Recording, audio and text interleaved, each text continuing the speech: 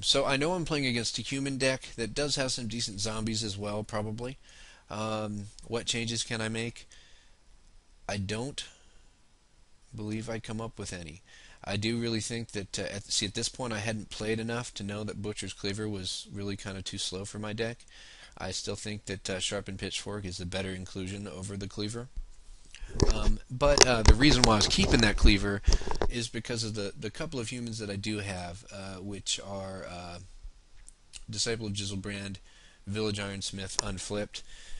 Giving them lifelink at a point late in the game where I might be in trouble would be a nice thing.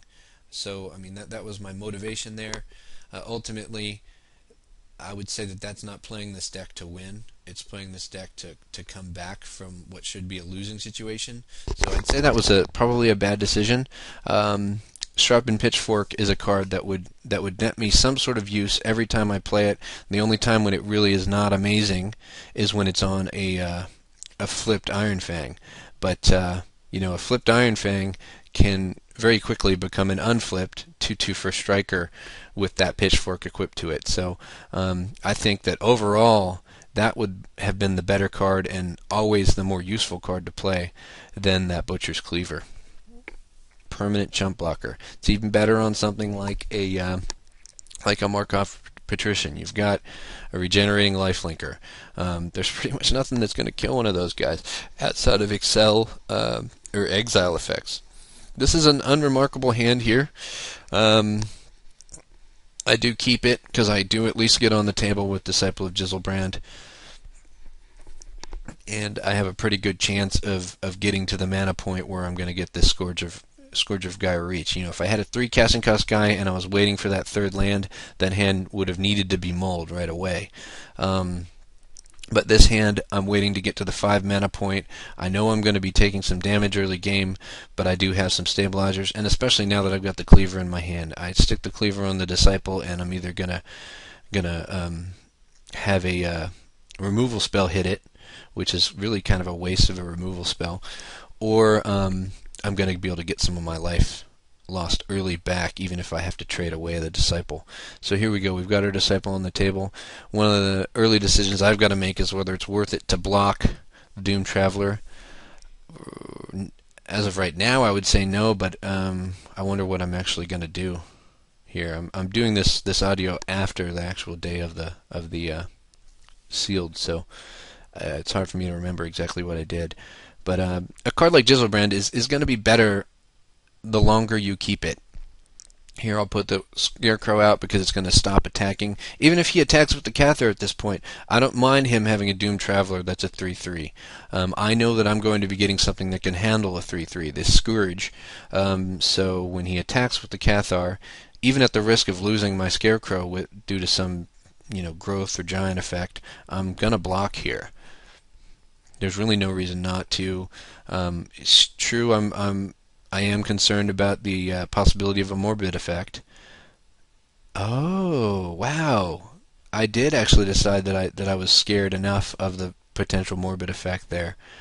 So I surprised myself there. At this point, I know I can take some damage. I know more than likely because of the Cleaver, I have a chance of getting some life back. I also have the Giselbrand out, which is a great way to gain some of that life back, sacking some of your late game creatures. I wanted to make sure that I only blocked the Cathar when he didn't have mana open, so I didn't run myself into some sort of morbid effect. So this is where we decide to gladly block with the One-Eyed Scarecrow, because I know he's going to get his counters on either of these two guys, but I don't have to worry about a morbid effect that could possibly really wreck my game. Plus, I know I'm not losing my Scarecrow. When he had that mana open, there was a possibility of losing my Scarecrow as well as getting sorely taken advantage of by some sort of morbid effect. We'll go ahead and what are we going to do here? See, with equipment like Butcher's Cleaver, I play it very much like I used to play Luxodon Warhammer. I don't play it generally until I know I can equip it. Since in this scenario I believe I can't, because it's 6 mana total to play and equip, I'm going to hold this guy back as long as possible, because it's going to be a much better surprise if I play it and equip it right away. They're not going to be ready to deal with it. So I'm going to play the Scourge here because he's a 5... No, he's actually... Yeah, he's a 5/5 right now, which more than handles the Doomed Traveler. It also handles the flip version of the Civilized Scholar if I want to trade.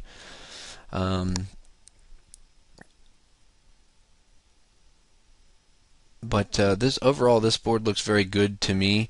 One thing I'm going to want to try to do is keep some mana open so that I could sack that Scourge should it become the target of some sort of removal.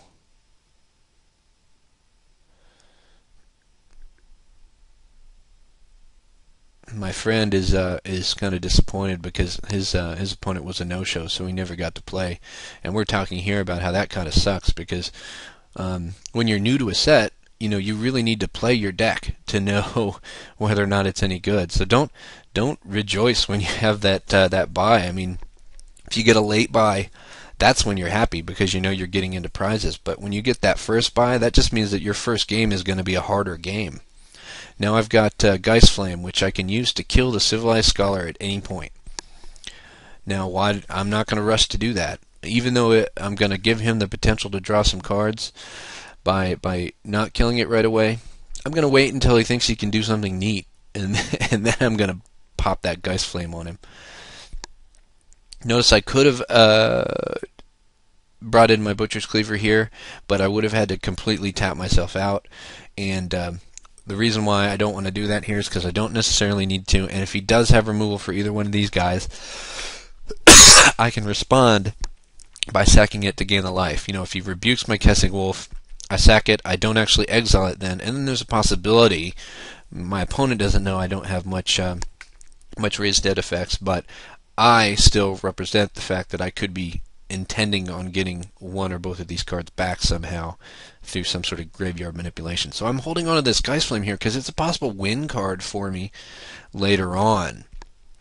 There have been plenty of games where I'll stall out when my opponent's at 1 life, and I'll need something like Geist Flame, an unremarkable card to actually close the game. Plus, it's an instant. You really should always play your instants at instant speed. So if you're playing an instant on your turn when you could play a sorcery, you're not really getting full effect out of the card unless you're really doing something you absolutely need to do. And here I think I chose the Geist Flame because of the possibility of him being able to block and then use it then. So I'm just guaranteeing here, or trying to guarantee, that I'm going to get through with another 7 damage, because he doesn't really want to block me with the Doomed Traveler, because I'm just going to give the Wolf first strike. And I didn't attack with the Scourge here because if he had blocked, he would have basically traded with me, because once this guy shrank, he would die. And here I lose nothing in this. Really, I just took out his strongest guy, gave him a puny guy, and didn't even have to use up a card to do it. So I'm going to leave my mana open again. This way I've got possible activations for the Giselbrand. I don't expect that I'm going to need them. I really think my opponent here he's playing 3 colors, probably didn't build his deck very well, probably has a lot of double casting cost guys. For instance, he had to lose this Chapel Geist earlier, and without 2 planes, that guy's not going to do much. And when you're playing 3 colors, it's a lot harder to get your double mana costs. It's not impossible. It's not a reason to not play 3 colors when you've got the deck that supports it, but you gotta realize that it's going to be a possibility. Sometimes you're just gonna stall out, and there's going to be no turning back. So here we go, round one, not really a challenging win. So we're going to go ahead and skip over to round 2, and we'll see you then. Short break.